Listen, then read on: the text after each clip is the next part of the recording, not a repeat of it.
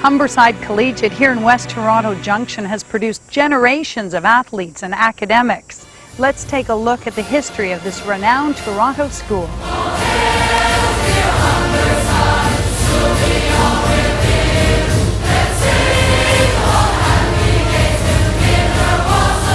You look around the building and it's just absolutely covered in these beautiful old pictures, but also murals that students have painted over the years. Many of them were done while I was here or just before I came to Humberside. This building is a wonderful old building that really says that education is important, that excellence is important, and that we are here for important tasks. The school ends up being a cornerstone of the community and defines something that everybody does. Everybody went to the local school. They might have gone to different churches, different religious institutions, but most kids went to the school. They have that in common, and it links them to their community.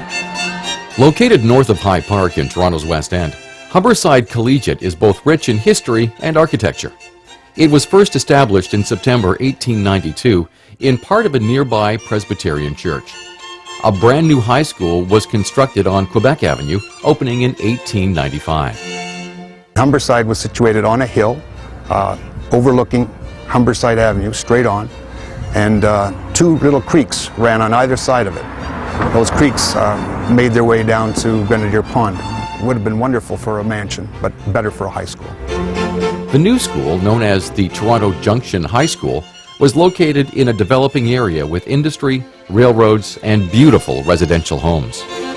The beauty of the school, which shows respect and dignity and honor, is certainly the kinds of things that they wanted students coming into this building to feel so that they could be connected to this education of becoming a good citizen. In 1894, it was the sort of rallying point for the development of a new area of the city, which was the West Toronto Junction at that point. And the school was the center of what then became that community. The Toronto Junction High School was constructed in the neo-Romanesque style, popularized by American architect Henry Hobson Richardson. It was actually quite a small building. It looks powerful, it looks very large, and there are old photographs. But in actual fact, inside it wasn't very big. There were about 6 classrooms altogether, and they were general purpose classrooms. The school went through a lot of changes early on, and so did this neighborhood. In 1909, the cities of Toronto and Toronto Junction united, and at about the same time, the school was renamed after an adjacent street to become Humberside Collegiate. In 1911, 2 science laboratories and a gymnasium were constructed to the west of the original building. At one time, the school housed the Sword Club and ornamental or synchronized swimming. By 1931, Humberside was transformed into an inverted T-shape by demolishing the original 1894 structure and adding to the south a 2-story boys' gym, 11 classrooms, and 3 science rooms. The grand entrance hall linking the additions became a memorial to former students who had died in the Great War. As you approach the school from the main entrance, you're walking up a nice hill, up a driveway, and then there's the flagpole in the middle of the circular driveway with the magnificent building in the background. Humberside remained unchanged until a dramatic renovation in 1967. The west side was demolished and a new 2-story auditorium was built that has been a popular space ever since. In our auditorium, there's a beautiful stained glass war memorial. And I think it just speaks to the tradition at the school and the history here and its devotion to the arts and to education.